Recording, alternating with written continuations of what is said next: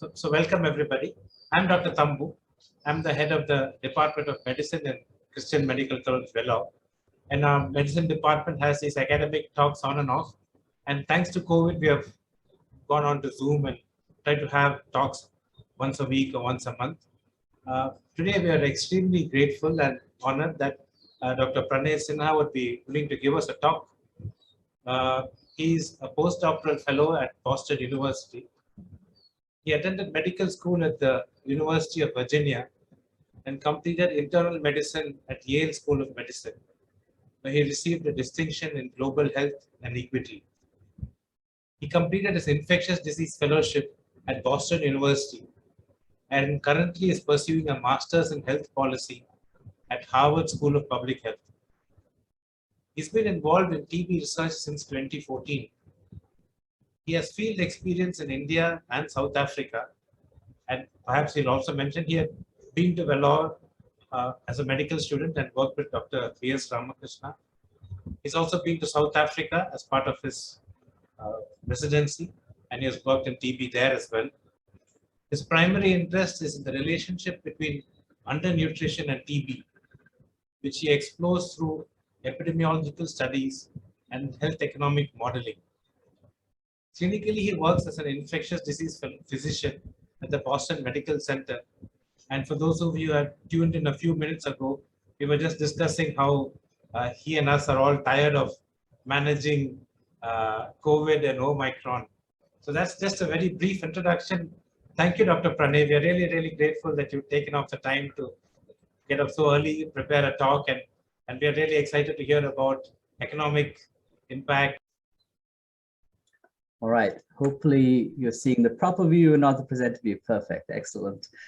Thank you again, Dr. Tambu, for thinking of me, for seeing the article, reading it, and inviting me. This is an absolute privilege and thrill. I told my parents I was presenting Christian Medical College. They're both doctors, and they were so excited.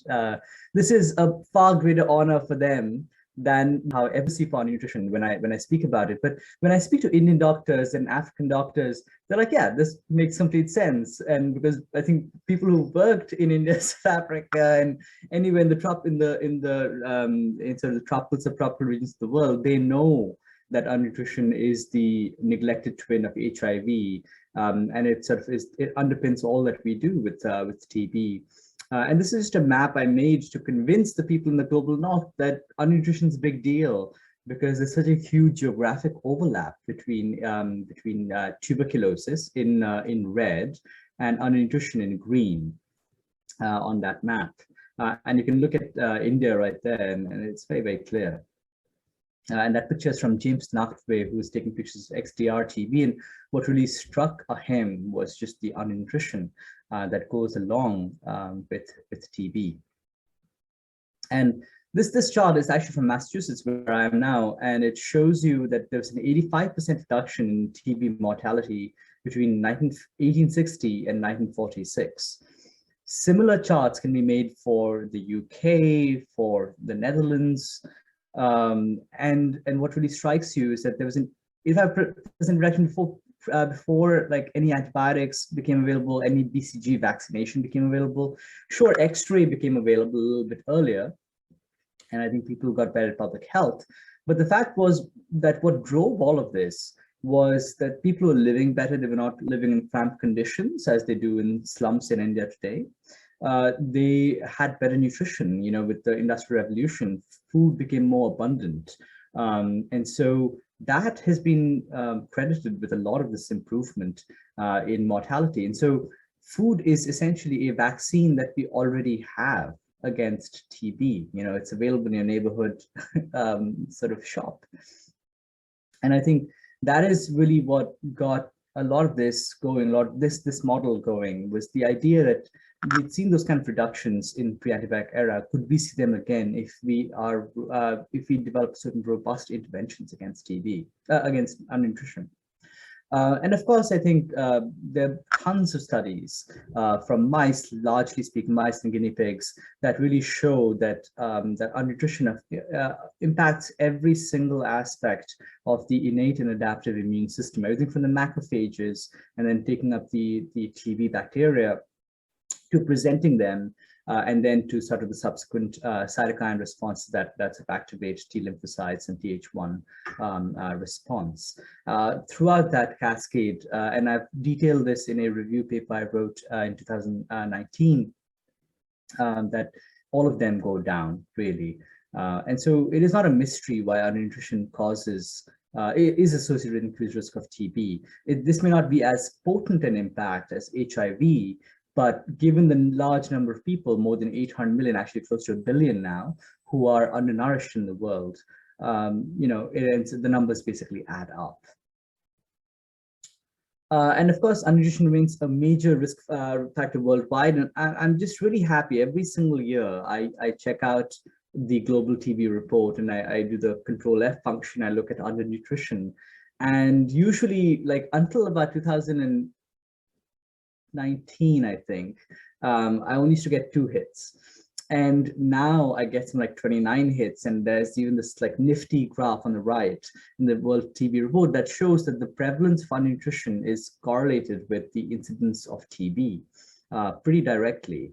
And this is also reminiscent of this. On the left, I've got this little graph from this paper by Lundru, who Dr. Lundru, he's at Karolinska Institute, formerly the WHO. And what he did was he looked at these 6 cohort studies. These are not sort of case control kind of studies. These are actually studies where we had pre-morbid BMIs for individuals, and then they were followed out, and they found that they developed TB at higher rates than people whose BMI was above 18.5.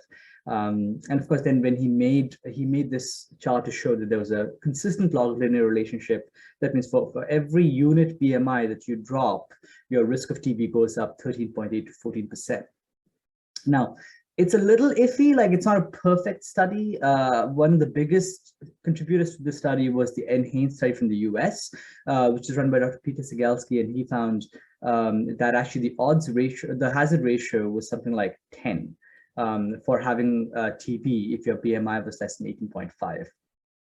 So he quibbles with these numbers a little bit, and the relationship, this consistent log linear relationship, becomes a little less linear when you go below the BMI of 18, which kind of makes sense because a BMI, and I just have a paper in IGTLD, a little correspondence piece in the IGTLD this last week, in which we argue that we need to start sort of thinking about BMI a little bit more sophisticated way than we have. I think people just sort of often they ignore it. Like a lot of the HIV TB studies, they just don't even have nutrition as a risk factor and a covariate in their multivariable models. And when they do, they just throw in BMI less than 18.5. But that's like saying, oh, CD4 count less than 350. Well, sure, but like there's a difference. You don't get CMV when your CD4 count is 250. You get it when your CMV count is less than 50. Similarly, I think BMI less than 16 is a whole different risk category than BMI 70 to 18.5, for example. So, so I think that relationship, that linear relationship, may get perverted when you go below 18.5. So these are just some ideas to think about. But what I want to leave you here with is that there's a very clear relationship between TB incidence and the prevalence of undernutrition in a population. And that's what I was getting at with this model. And of course, in India, this paper is from Dr. Bhargava, who I'm sure all of you know, and he's really an evangelical. He's a force of nature, really. He's based off Bangalore in Yanapaya University. So eloquent and so passionate. And this was his research while he was with JSS in Jharkhand. And it has a lot of tribal individuals actually there. So the level of undernutrition in this study was massive. I think I'll get to this in a little bit, but they found that the mean BMI among men who diagnosed TB was 15.4, and among women was 16.5, which is shockingly low, at least by US standards. But what really struck me about the study was that per unit BMI at baseline, the risk of mortality was 0.78. So per BMI increase, your risk dropped by 22%, give or take a few. So that's a pretty striking number, and there's a dose-dependent relationship. Of course, again, like he used BMI as a continuous variable, so the assumption is that there's a linear change, but I'm sure there's not a linear change. And in fact, we have a paper coming out that will sort of talk about how sort of the risk of treatment failure is distributed among different BMI groups. And of course, this is a paper from Malawi by Burley et al. And again, they show that just a baseline weight of less than 35 kilograms, your risk was fourfold higher. And this is in a population that includes HIV patients. So this is a problem that affects the world, not just India. As I mentioned, people with TB have very low baseline BMIs in India. Worse, even after they finish therapy, they continue to be undernourished. Right, they gain a little bit of weight, of course, but they leave our therapy undernourished. And this is actually something I'm raising in Massachusetts too. It's happening world over. And it's not like we have people come into our programs with HIV and we let them leave with untreated HIV. That would never happen.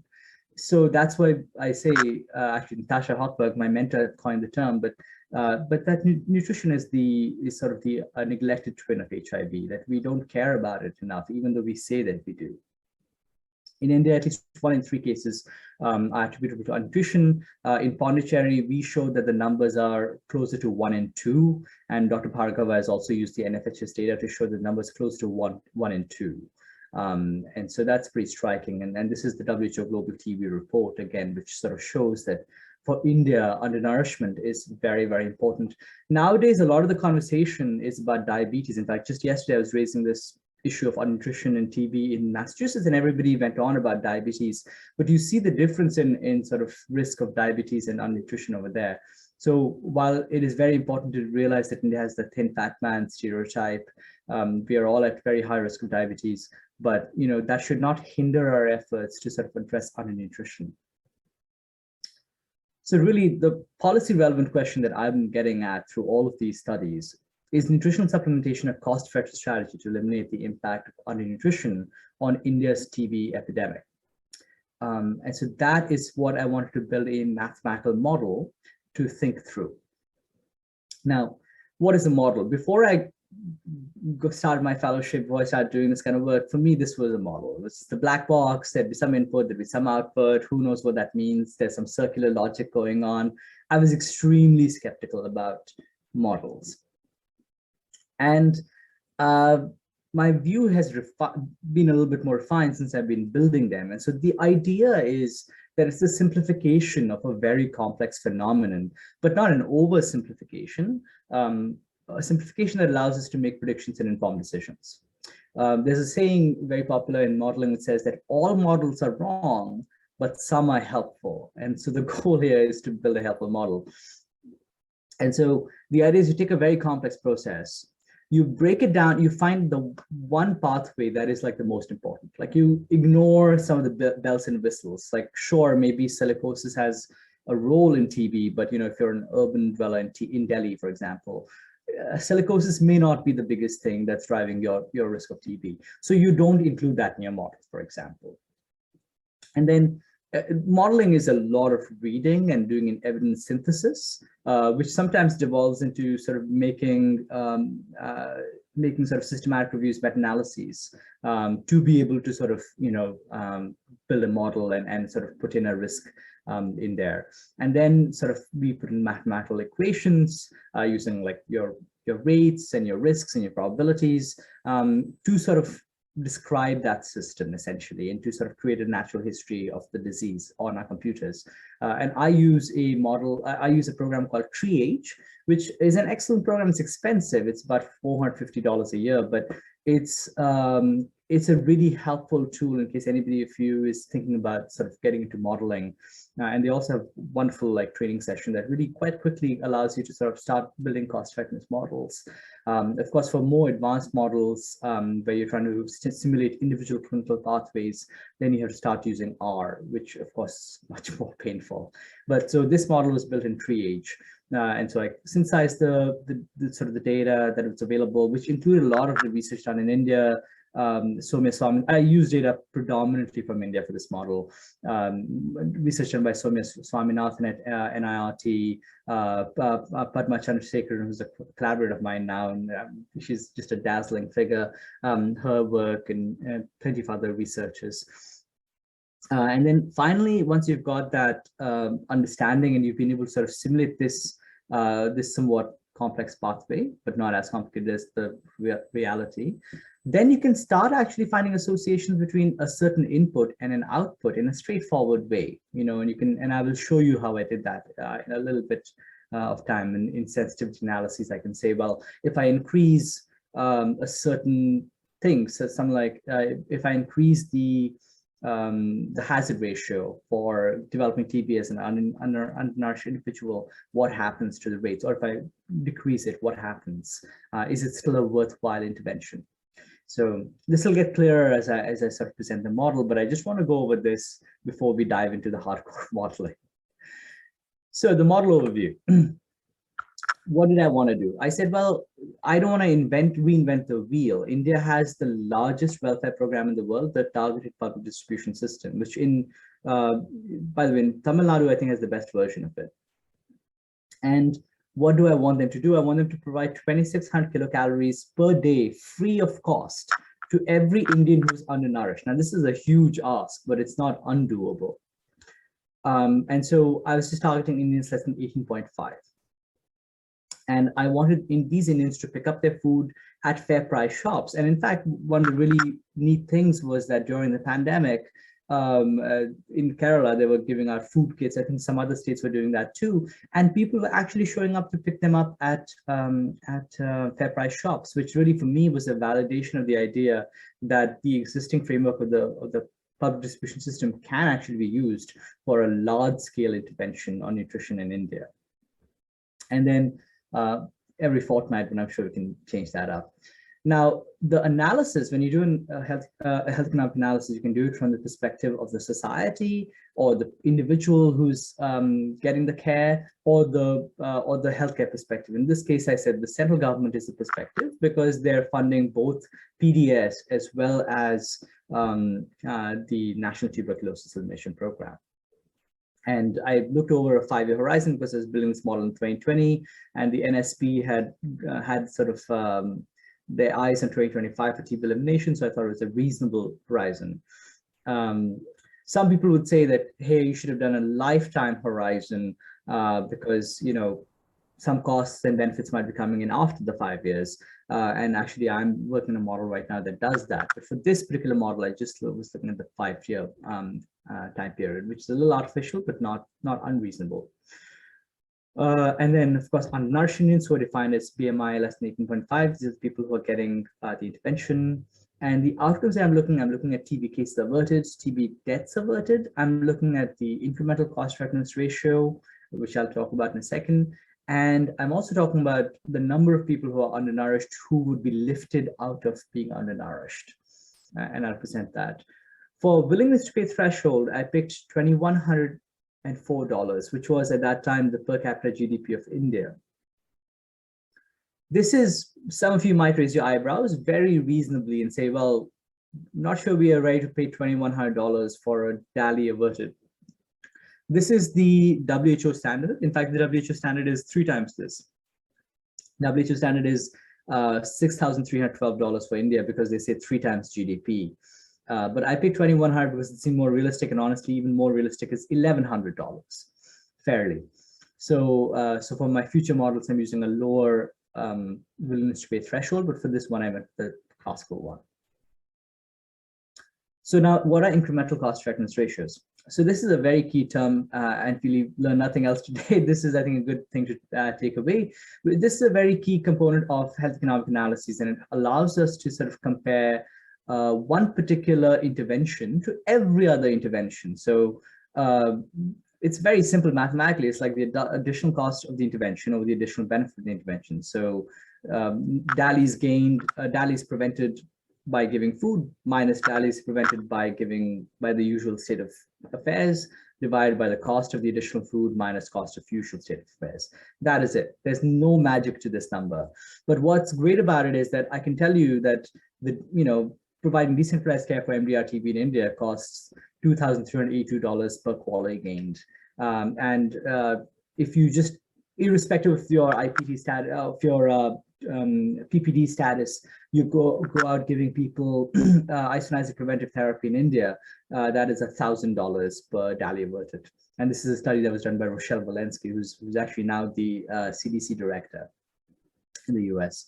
So it makes these things comparable, and not just this, not just TB things. You can talk about sort of getting dialysis at the end of life, and we know that that's not really a very cost-effective intervention, but it's valuable in some ways. So in the US, getting dialysis care at the end of life is something like $150,000 per DALY averted. So it's a very, very costly intervention. So as a society, then, what we are not trying to sort of save money and penny pinch over here. That's not the goal of this kind of research. The goal is recognizing that we have finite resources. We want all of it to be spent, but we want to maximize utility in terms of like preventing mortality, morbidity. That is the goal of this research. And that's what the ICER allows us to do, is say, well, do we really want to be putting money into X disease, whereas we could save many, many more lives by doing that? And honestly, with TB and nutrition, this is a really important thing to sort of have, because we want to show policymakers that, hey, you keep telling us that you can't afford to feed the population of India, but really, this is a very, very healthy, very sort of actually a cheap intervention. You can't afford not to do this if your goal is to sort of reduce mortality, morbidity the most. And we'll get to that in a second. This is a simplification of our model, which is a simplification of real world. Just maybe we can just start here. So this is the status quo, where people are alive with TB and BMI, with BMI less than 8.5. People are either going to remain healthy, or they're going to die of other causes, or they're going to develop TB. If they develop TB, they're going to die of TB, or they're going to get cured of TB. I haven't shown one additional loop, but you could also technically fail therapy and have to get treated again, and then either get cured or die. So there might be an internal loop over here. And so the idea is that when you get nutritional supplementation, it increases your BMI above a threshold. I picked a threshold of 20. This threshold has been used in Africa as well for feeding programs, and seemed like a reasonable one, because if you try to feed people to 23, you're going to tip some people into diabetes. So I said 20 is a reasonable threshold where we can give them a little bit of a buffer in terms of their weight, and then back off on this very aggressive nutritional supplementation. So once they hit this BMI of 20, we consider them graduated from the program. And the assumption, the core assumption in the model, based on decades of epidemiological studies, is that they have a lower rate of developing TB and lower risk of dying of TB if they get TB. And they have the same loop playing out over here. That's pretty much the model. It's a very simple deterministic model using a cohort. So we are not actually sort of having individuals with different BMI levels and having HIV or not having HIV or having other risk factors. This is a very uniform cohort that is going through this pathway. And I'm going to share some of the assumptions of this, but that's a very key in understanding, because if I was trying to simulate individuals, then I would have to be doing a microsimulation model, which is a little bit more complex, and I can perhaps come back and talk to you about that someday. So some of the model assumptions that I want to share, and I know Dr. Munyan would be interested in this, the cost of TB treatment. At that time, the value TB data had not come out. So the best estimate I had of like overall cost to the healthcare system were based on a study by Anna Vassal in 2015, which she published in the Copenhagen Consensus. And so I adjusted that for time, and I picked a $230 price for the treatment of TB. And I varied the range by 50% up and down, because I realized there'd be variations. But that's the number I picked. For risk ratio of incidence, I picked 4.49. Again, actually, Dr. Sigelski, whose paper that number is derived from, quibbles with that number. He says that number really should be 10. But building this model, I didn't want to be like over enthusiastic, because there's always a risk that you're going to sort of transfer your personal beliefs into your model. So I chose to sort of have more conservative estimates that would actually argue against nutritional supplementation, so that, you know, people weren't like, oh, Pranay, you're just doing wishful thinking through this model. So this was the risk ratio I picked for TB incidence if your BMI is less than 18.5. The risk ratio of mortality was 1.8, 1.224. This is actually from Dr. Swaminathan's paper, largely speaking, but there's a large systematic review by Veit et al. That sort of looked at various things. They came up with a higher estimate, but they were mixing MDR TB and drug susceptible TB, so I picked 1.8. I assumed a young start age because TB is a working man's disease in India and affects us pretty early in life, but I also picked a range to see what happens if my population is largely old or a little bit younger. And then the TB incidence rates and case fatality rates were taken straight from the WHO Global TB report. And this is a fairly high case fatality rate because it accounts not just for people who were treated, I think the case fatality rate for treated TB in India is 8% based on the Veliathum paper.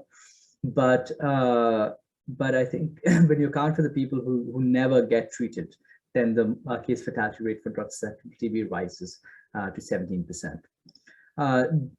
For the disability rates, I went straight to the global burden of disease. Now, one of the interesting things about undernutrition in adults is people seemingly don't really care about it that much. And a lot of the research is focused on the undernutrition among among pregnant women and small children. And that makes sense because a lot of studies have shown that it's very cost effective to intervene at that point because children have a very long life expectancy. We know about sort of stunting and sort of the costs associated with that. But this is honestly a space where we can innovate a little bit more and do studies and sort of document what the disability associated with just chronic adult undernutrition is. So I went through the protein energy malnutrition numbers and I got that. This is the disability rate associated with protein energy malnutrition, severe wasting, and this is the range. And the way to think about this is that 1 year of life with severe protein energy malnutrition is 12.8% worse than a life without. And the range is 8% to 18%. So that is what I picked, but I did a lot of sensitivity analyses to make sure that I was not picking high numbers. And in fact, for my subsequent models, I'm picking slightly lower numbers and I'm grading it. So if your BMI is less than 16, this is what I pick for you. But if your BMI is something like 70 to 8.5, then I give you like a lower rate, something like 0.6%. Sorry, not 0.6%.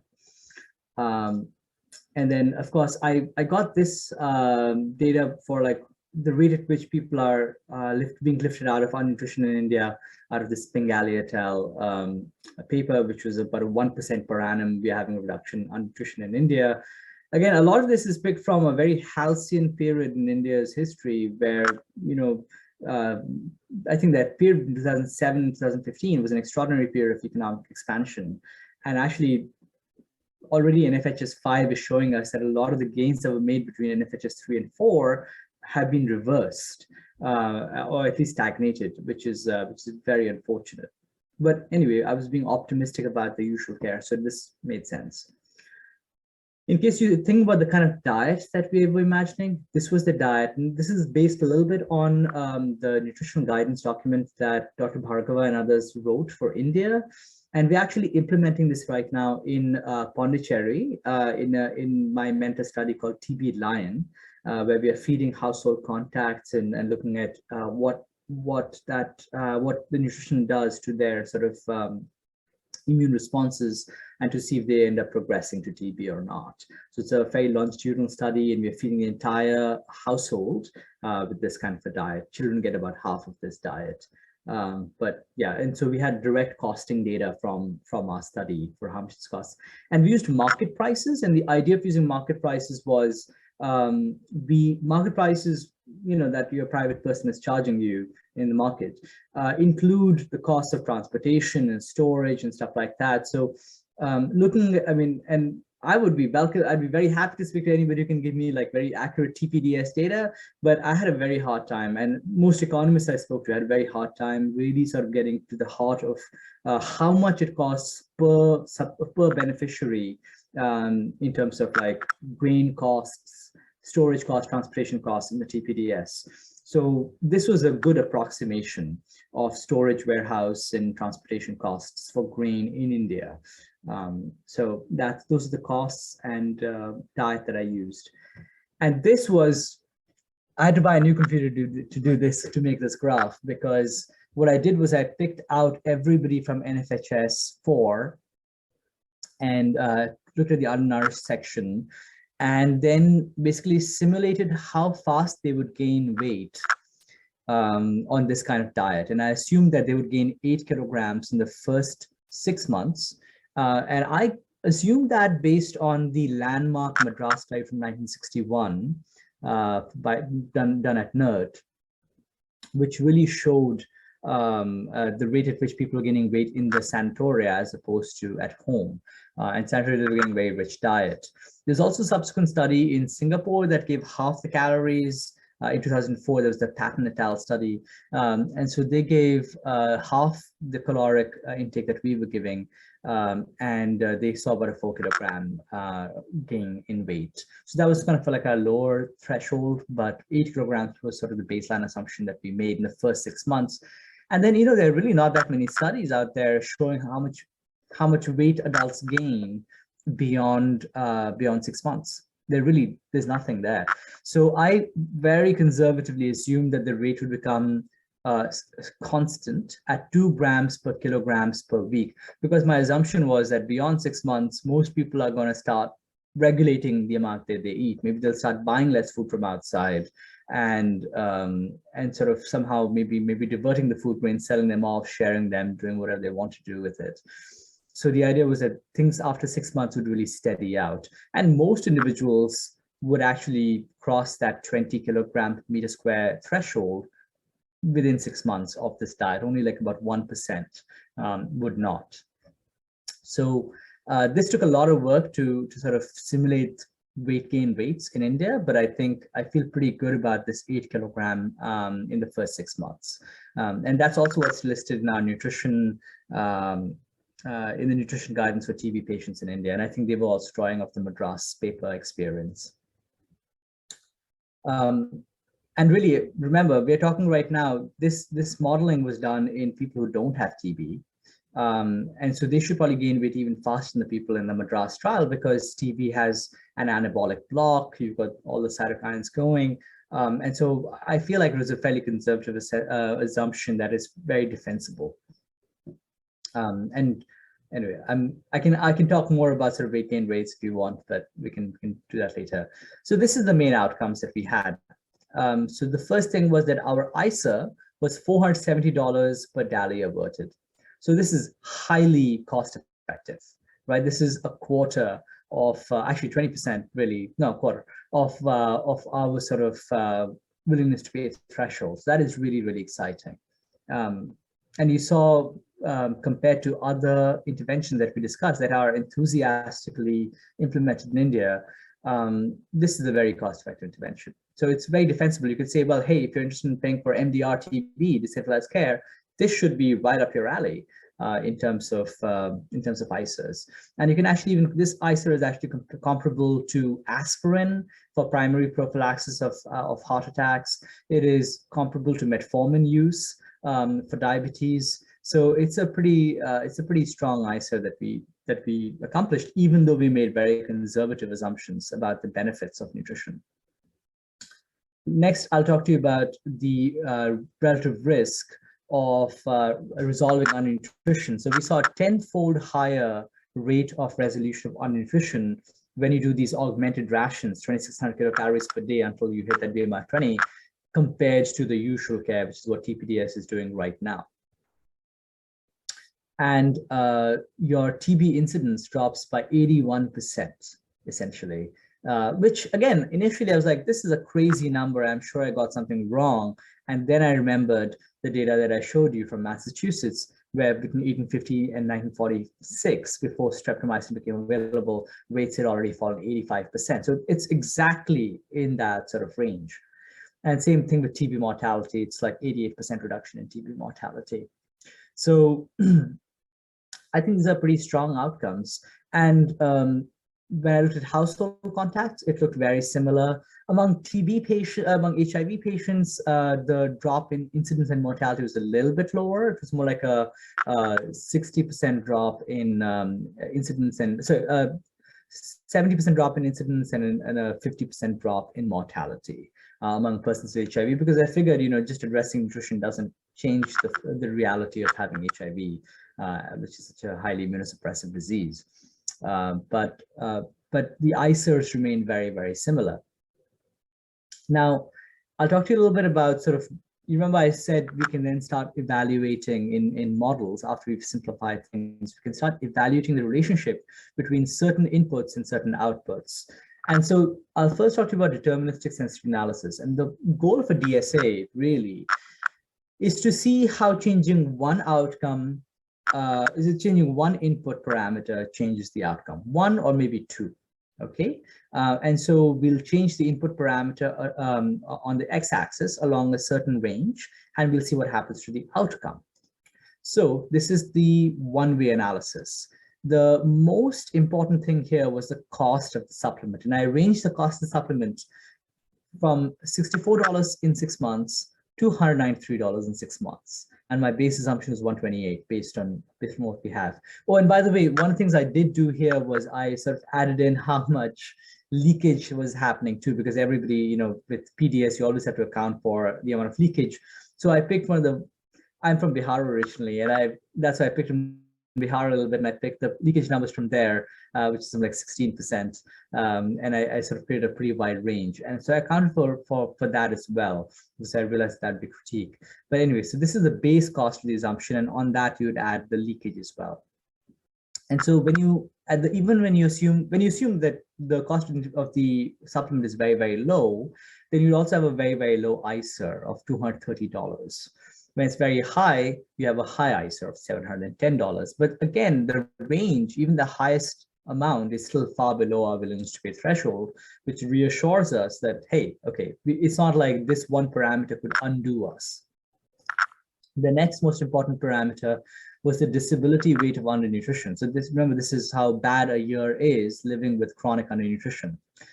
And even when I pick a low assumption of like 8% per year, which is 4% in 6 months, your ICER was $350. And I mean, just think about it. If you're living with a BMI of 16, I mean, you're not that strong, you're not as productive.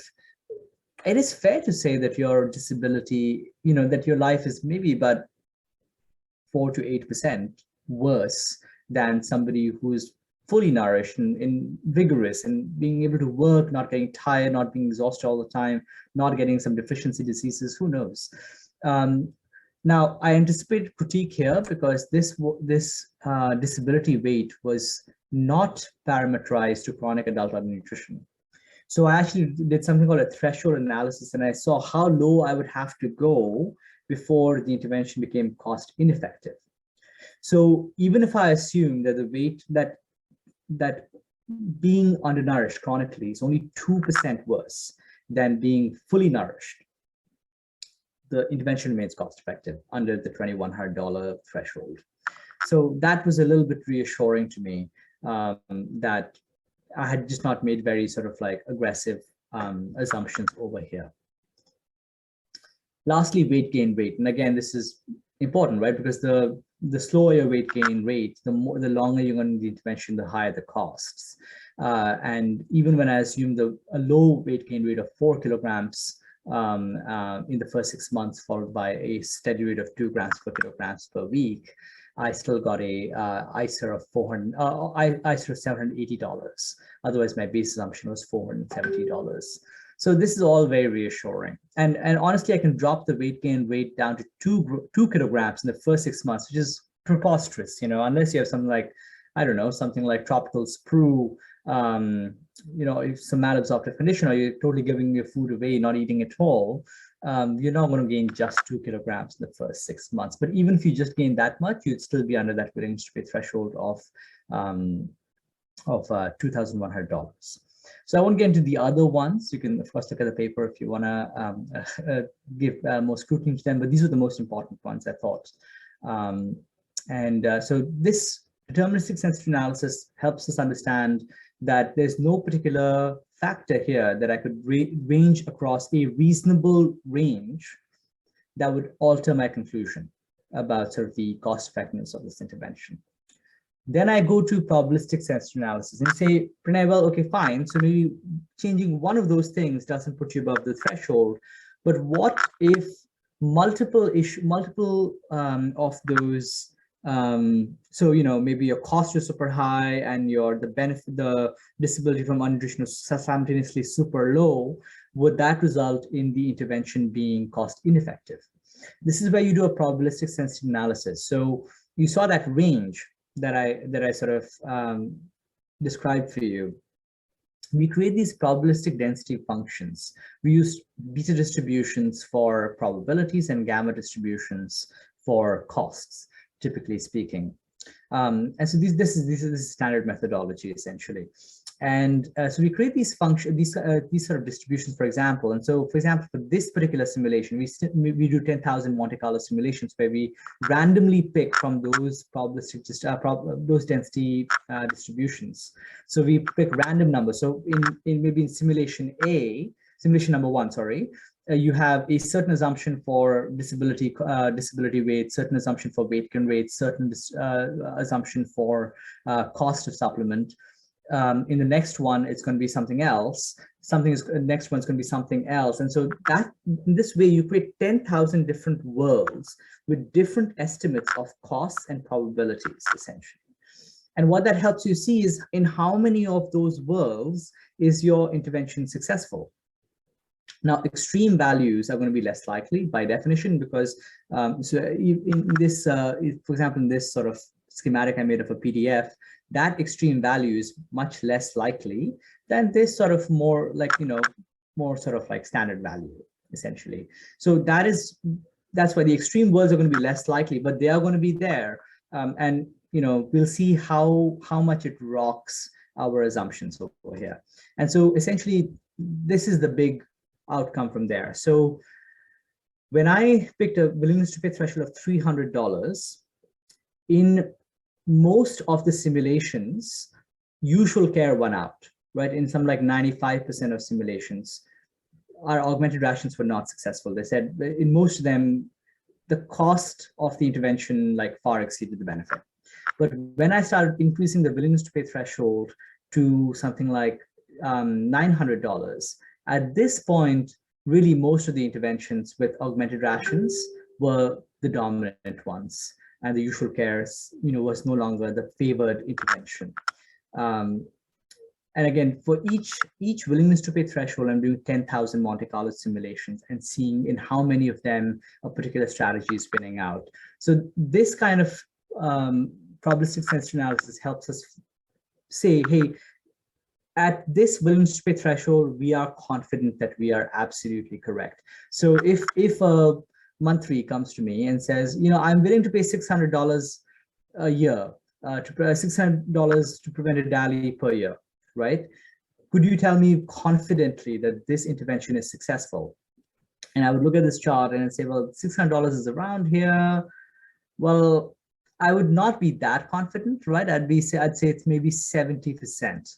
70% times I'm 70% sure that this is going to be a cost-effective intervention, but maybe there'll be variations in the market, maybe there'll be some factors that I've overseen or underestimated that may result in this intervention not being cost-effective. But if you can increase your budget to maybe 900, then I feel much better about it. I feel about 95% sure at that point. So this is kind of how you can use this kind of analysis to speak to policymakers about sort of thresholds of confidence.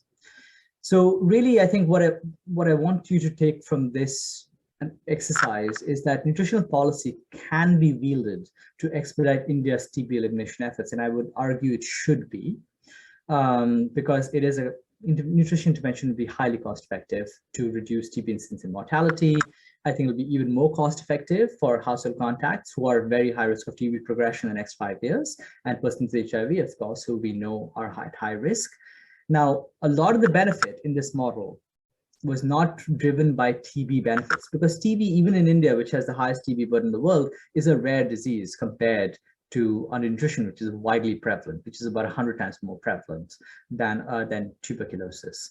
So, of course, most of the benefit comes from undernutrition, but I don't think we should discount that. In fact, we should be counting in not just the benefit of removing undernutrition, but we should be thinking about the pneumonia-related deaths that we're preventing, the episodes of diarrhea that we are preventing, and all other kinds of positive externalities associated with eradicating undernutrition in India.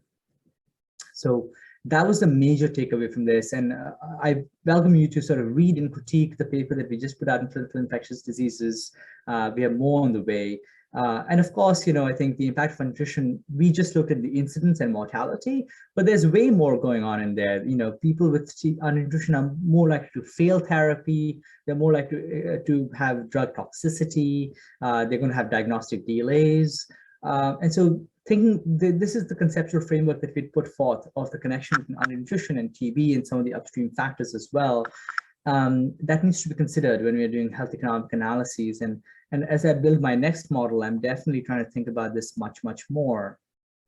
And looking to the future, I think there's no doubt that nutrition is a cross-cutting issue. There's a great meeting with Stop TB that Stop TB hosted last month, where really I think people from the FAO, from the World Food Program, WHO, they all came together. They said, hey, this is a cross-cutting issue. And really, I think I was looking at the Copenhagen Consensus, and really they were saying that nutrition affects us through direct impacts on physical productivity, direct impacts on increased healthcare costs, and indirectly through cognitive losses and misschooling.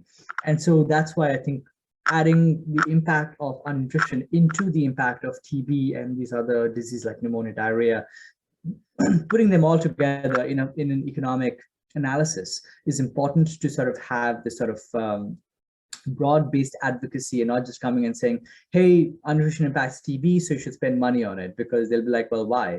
But if a bunch of us can start coming saying, hey, it helps pneumonia too, helps diarrhea too, helps childhood schooling too, then I think we have a better shot at moving the needle on improving funding of nutritional interventions, sort of in a broad-based societal level and not just in our sort of narrow silos. And so I'm building a microsimulation model now, which accounts for this. And that is not the kind of model that I showed you. The model I showed you is a cohort model where I'm assuming homogeneity in the population. In a microsimulation model, I'm simulating individual clinical pathways. And so if you have HIV, diabetes, that matters in a microsimulation model. You have a slightly different risk than somebody who does not have that. And I'm always happy to collaborate with colleagues on sort of health economic studies, and I'm so happy to speak to Dr. Munyan. We're happy to collaborate further, and I really invite anybody who's interested in nutrition and TB to join our union nutrition TB working group, where we are sort of trying to sort of push for our nutrition. We're trying to sort of develop a resolution to be signed by multiple signatories, developing sort of policy briefs and some technical summaries that help again sort of motivate policymakers to sort of really consider nutrition seriously. So please message me if you're interested in sort of joining this group. And lastly, I'll just end with this, which is this idea, this is taken straight from the NTB strategy. The idea that by 2025, we need to have some new tool, a vaccine, something like that, to accelerate the rate of elimination of TB. And we argue that that should just be food, which is already available and will have so many benefits beyond TB, and will definitely expedite the end of TB as we know it. So with that, I'll stop. I'll take any questions. Thank you so much for your attention. I know this has been a pretty technical talk, but hopefully I was able to do it justice. Thank you, Dr. Pranay. That was excellent, excellent, excellent. Thank you very much. It was very clear. I think you put a difficult concept across so clearly, and we're very grateful again, and thank you very much. So we've got some time for questions now, and while other people are thinking of questions they'd like to ask, I'll just start off with the first few comments. When people talk about economics of nutrition, what would be the cost for the whole of India? Some people would argue then, essentially you're arguing for a better public distribution system where all undernourished people are treated in India, and that would come at a humongous cost, of course, with a huge benefit. So is that something of an issue when you talk to people about supplementing nutrition for undernourished people to prevent TB? The whole cost is actually like a better public distribution for the whole of India? Yes, absolutely. So we are talking about something that is far beyond the TB program here. So the TPDS in India every year costs 15.5 billion US dollars. The first 6 months of this program would cost $35.5 billion. But thereafter, if my nutritional modeling is accurate, I would expect the cost to rapidly go down in the second 6 months. And then I would estimate that it would probably stay at $100 million per year thereafter, because I'm sure there'll be people who get treated and then they have a relapse into nutrition and they become eligible for the program again. Because once you graduate from the program, then you get what you would get normally under sort of TPDS sort of guidance. And so my core assumption here is that, once you get people out, most of them will actually escape the poverty trap and do pretty well for themselves. So I really, when I pitch this, I sort of think when I should have said this, I thought about adding a slide, but it got pretty late last night. Really, I think thinking of this as a one-time large investment in India's human capital, and then like maintaining a little steady stream thereafter, but at a much lower level, which is very affordable for India. But if you're building $500 million statues all over the country, I think we can afford this, and we can't not afford this. Sure. Dr. Muniati, do you have any questions, sir?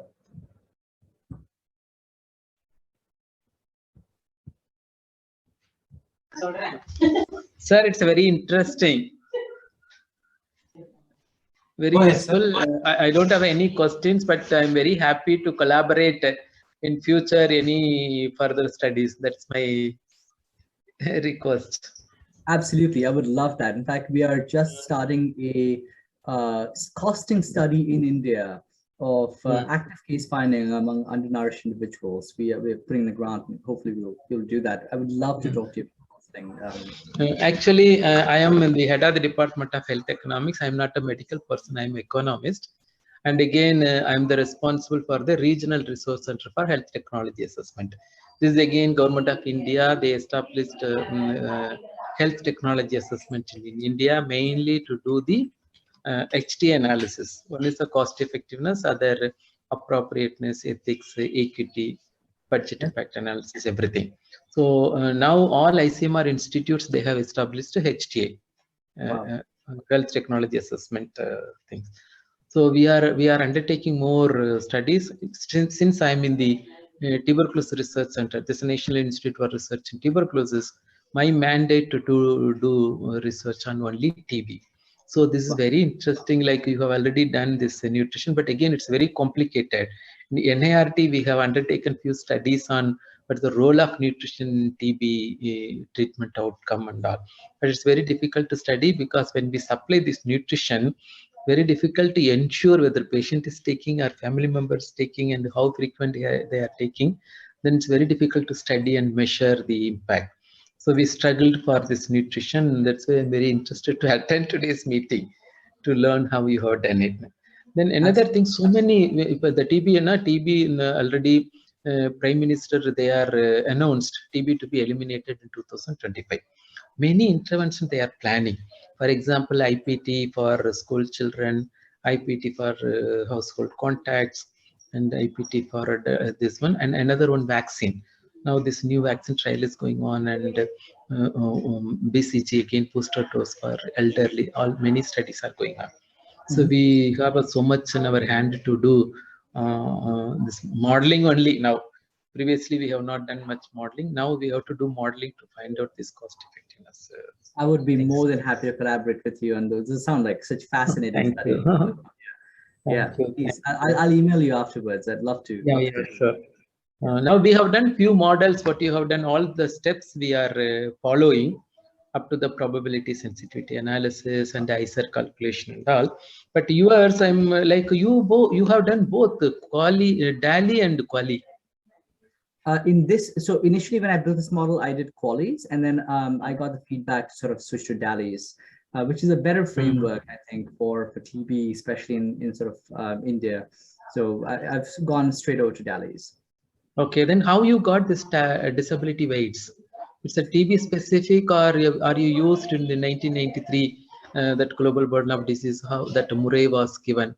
You used that value, or yeah, which it's one you it's the global burden of disease 2019. So they had specific disability weights for people who got TB without HIV and then TB with HIV. So I was able to use you used that weights. Yeah, that weights. Okay. Because you can use those weights directly for DALI. For QALY, it's kind of like it's done. It's okay to use it, but then the classical economists will frown upon you. When you just to calculate QALYs, you can do one minus DALI, one minus disability weight. But anyway, ultimately I just went with disability weights to appease everybody and get published. Because many when our group, many people not agree with this going for DALI. All our studies we used to QALY only because Really? it's disability. So then are you using EQ5? We're getting very technical. We should probably take this offline, but I would love to connect with you, Dr. Munyandi, about this. This is really fascinating. Okay, then we'll move on to the next question. Thank you so much. Yeah, it's nice question. Thank you. Thank you. The next question is from Divya. Divya's a doctor from community medicine. She's also done some health economic training. Divya, go ahead. Yeah, hello. Thank you so much for your talk. It was really interesting. I just wanted to know a little bit about the base population that you used to model on. Was that a specific age group, or was it just men, or how did you select the base population? Great question. So remember, this is a deterministic analysis and it's a cohort.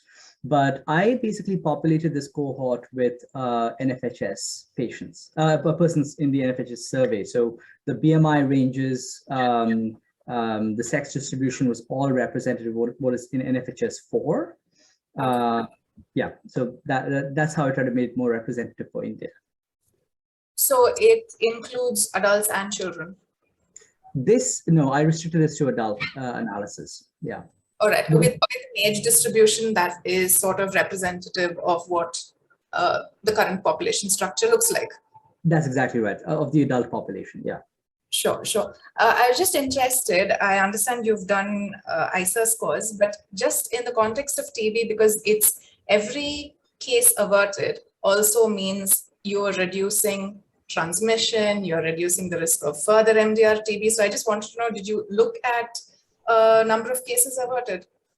For the sake of simplicity, I didn't go down that route, but if I do, the ICER goes down even further. So I didn't do that for this one, but I'm doing that for a microsimulation model I'm currently building, where I'm trying to sort of do exactly that. Sure. Thank you so much. Of course, no, but that's so great. And then you start getting into the transmission dynamics kind of models. And I wanted to stay away from the transmission dynamics and stick to the health economic model because one is hard enough, and then transmission dynamics is so hard. Yeah, but like Dr. Munyandi was saying, our focus is on sort of eliminating the disease. So we're always interested in something that. Yeah. So we're always interested. So it's interesting. And yeah, I would like to sort of stay in touch and listen, just to hear from you about anything that you've, come up with your models. Absolutely. I would love that too. Thank you.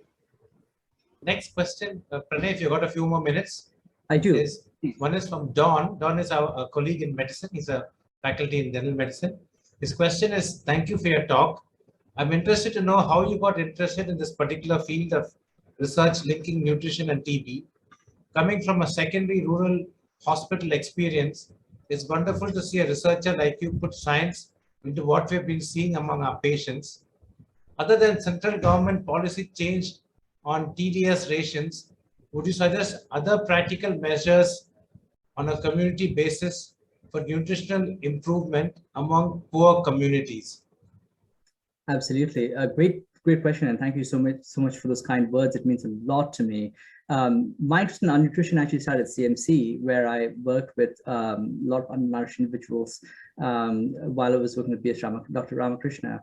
And when I was doing TB work with HIV patients and when I was in residency, like the diabetes was like the up and coming risk factor. But then I realized as I was doing these epidemiological studies that undernutrition was the elephant in the room. And growing up in India, I just saw so much. Both my parents were in the military as doctors, and so I just saw an incredible amount of nutrition. And when I realized what this meant for India and the scale of the problem, I couldn't work on HIV TB anymore. Like that no longer was my focus. And so when I was looking for fellowships, I was looking for a fellowship where they allowed me to work on nutrition and TB in India. And that's how I ended up at Boston University, where I had wonderful mentors and they got me down this route. To the second part of your question, I think you're totally right. I think it's important to think on a population level. And so like these bold structural changes that I'm proposing here are, I think, the way to go. However, while we are waiting for that to happen, because it's going to take some time, I think it's also important to sort of just look at the sort of what we can do. So the patients that we're having, we should be systematically screening every TB patient for undernutrition, just how we do for HIV. And I know in India, there's also the bidirectional screening for diabetes that's happening. And so, so I think it should be treated on par with those two other major comorbidities that we know. So identify the cause for nutrition, reversible cause for nutrition in India, including things like hookworm infections and sort of other intestinal parasitic infections that we have. Actually, that's part of the work I'm doing in Pondicherry now, is trying to sort of find out how many TB patients have IPIs and whether we could sort of like improve their treatment outcomes by sort of treating them. So identifying reversible cause for nutrition and maybe finding ways to providing supplementation. I know the Nikshay Poshan Yojana is giving 500 rupees per month, but that is not really sufficient. And also, it is a fact that our patients don't really know how to use that money. They'll buy grapes instead of buying real rations, buying lentils, buying eggs. And so that is a problem to me, that we are sort of using a cash transfer program. Also, there's a market failure oftentimes in rural India, especially with giving them 500 rupees per month. I think that's highly insufficient. In Brazil, there has been some positive benefits from direct cash transfer programs, but I don't think India is Brazil. And that's why I think a more in-kind program would be better. In fact, one of the really striking things to me is that, Abhijit Banerjee won the Nobel Prize for behavioral economics. And one of my favorite studies by him is where he shows that, giving lentils along with vaccines improves the cost effectiveness of giving the vaccines, because people actually showed up to get the vaccines in Rajasthan. And I think the same thing is true of nutrition, supplementation, and TB. Like something we struggle with is getting our patients to take their medicines. And honestly, instead of all these smart pills that we're investing in, I think a nutritional supplement would like massively improve TB adherence and the tolerability of our medicines, because they have GI distress when they take these medicines, and having food to take would help. We have had people who have discontinued their TB medicines because the TB medicines made them feel hungry, because their hunger for months was finally going away because they were being effectively treated for TB and they didn't have any food. So they said, I can't keep taking these medicines, I'm getting hungry. And so this is the kind of stuff that nutritional supplements can prevent. In Senegal, this is a small study, 26 people, but they found a 95% improvement in 95% treatment adherence among people who are getting a food basket that was like 99 cents a day.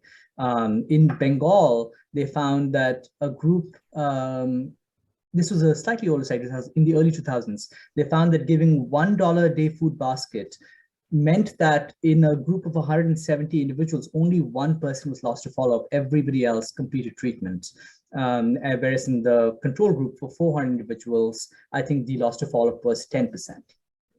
So there are many of these kind of studies that really support the idea that, we should give nutritional supplements for the biological effects, but also for the behavioral economic effects of the supplement. So I think that is something much more immediate that we can do, and that is not nearly as costly as sort of like structurally changing sort of the ration distribution system in India. Okay, are there any more questions? Currently, intensified case finding is taking place and undernourished individuals are being screened. So that I suppose that is something that's going on. Special supplements are available for undernourished pregnant women, but not so widely available to the remaining population.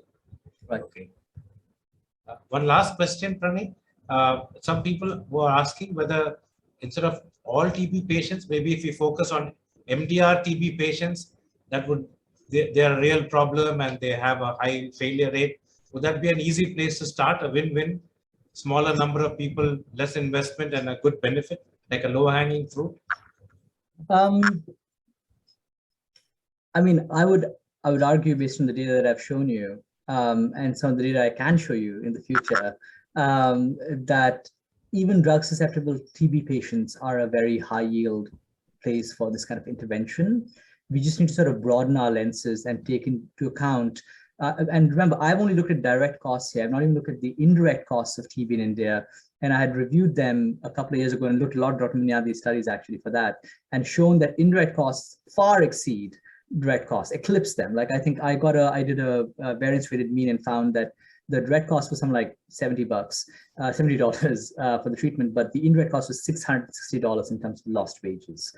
Looking at the John et al. Study, which is from CMC, by the way, that was, I think, the best study of costs one of the best studies of costs that I saw.